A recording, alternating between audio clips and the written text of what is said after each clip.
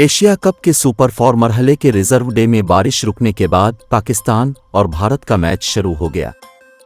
पाकिस्तान और भारत के दरमियान होने वाला में 50 ओवर्स का ही होगा, जिसमें भारतीय टीम ने 25 ओवर से खेल का आगाज किया है।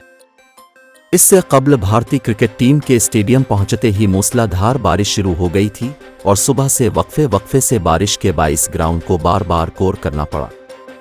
बताया जा रहा है कि कोलंबो में आज सारा दिन वक्फे से बारिश की पेशगोई है। वाज़ेह रहे कि गुज़िश्ता रोज़ एशिया कप के सुपर 4 मरहले में पाकिस्तान और भारत के अहम मैच को मुसलसल बारिश और ग्राउंड फील्ड ख़राब होने की वजह से मुअत्तल करके रिजर्व डे पर मुंतकिल कर दिया गया था। रिजर्व डे पर आज वहीं से खेल शुरू होगा जहां गुज़िश्ता रोज़ ख़त्म हुआ था। गुज़िश्ता रोज़ बारिश की वजह से सिर्फ 24.1 ओवर्स का खेल मुमकिन हो सका था, जिसमें भारत ने 2 विकेटों के नुकसान पर 147 रन्स बनाए थे।